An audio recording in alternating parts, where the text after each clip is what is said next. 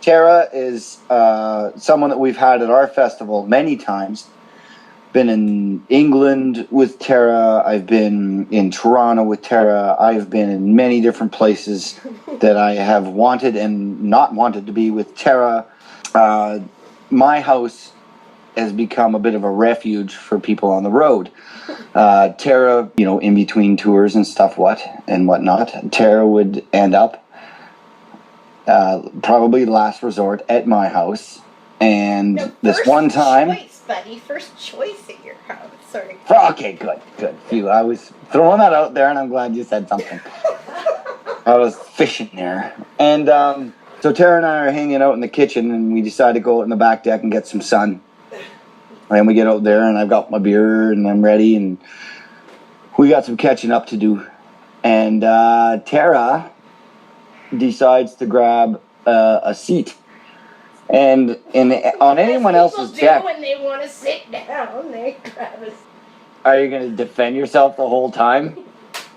Maybe, sorry, go on. What I'm going to say about my deck first is that it is not structurally sound and never has been. 3-level deck and goes down to concrete. So when you're on the highest level of the deck, there's a railing that separates you from about a 4-foot fall down to concrete. The railings are not sound at all. They have horrible lattice that's actually not a perfect crisscross anymore. Parts of it are falling down, and the problem is that this is load-bearing lattice. Lattice shouldn't be load-bearing. Terra goes to have a seat, and she flops down in this camping chair, and, well, it extends another half a foot in each direction because the chair's not completely folded out yet.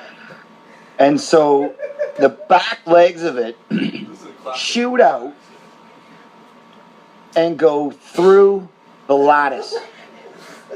And now there's nothing on the back end of Terra. No deck, no nothing. It's just air. There's nothing holding her in the air. And she starts to go. And she starts to go through the lattice first. And then the back of her neck hits the railing. And that goes. And I look over and I'm standing right near her. And her hands go forward, and I swipe like a cat, and I try and grab her hand, and I got nothing but air.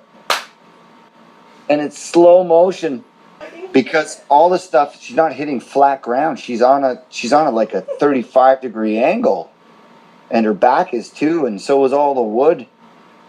And you have to understand that lattice is held together. Every second square inch has staples, and they go right through the back because no one's looking at the back of lattice. Even the birds stopped. Everything was done, and this horrible noise.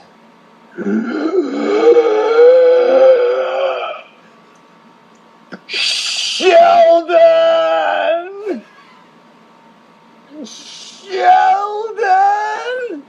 There was ants crawling all over you. It was tough to tell what was a little tiny poke from a staple or an actual ant. I remember at one point being kind of out of my mind in shock, and just the ants were charging me, and I felt like I suddenly saw a whole just out at once, and just went and walls of ants were coming, and I was like, I'm not your god. In the cup holder from the night before, there was a half beer, so it went down with you. And you're sweet enough for a horde of ants, I've always said. But the beer really added to it. Other dudes and stuff like that, you're like, buddy, I'm coming. But it's Terra, and I love her, and she's saying my name like that's gonna fix something. I see the red on her arm, on her forearm, and it's so bloody and red.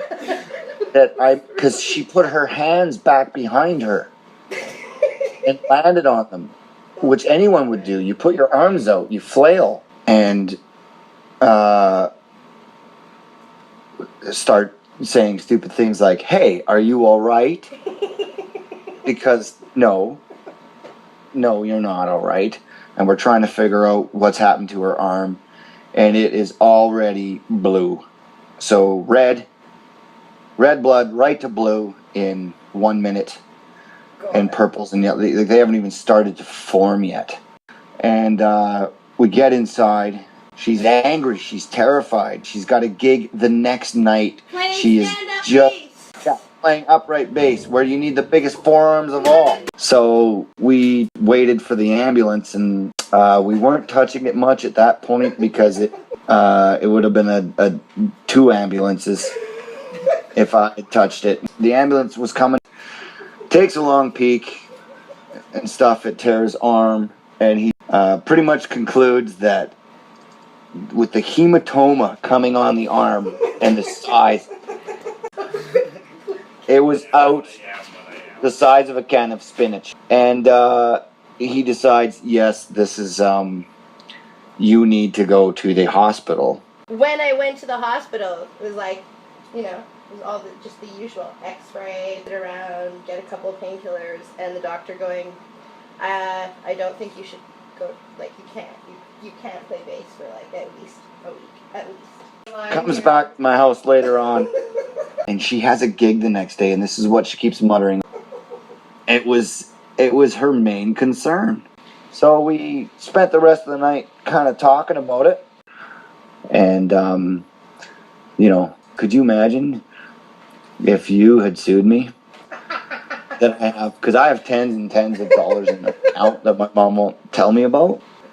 Terra got up the next day, and her arm looked like Sloth from Goonies after Sloth wouldn't give any information of where the diamonds were. But her arm was like, hey, you guys, let's go play a gig. And it's amazing because then we go to the show and we get to watch this Spartan get up on stage and play her stuff through.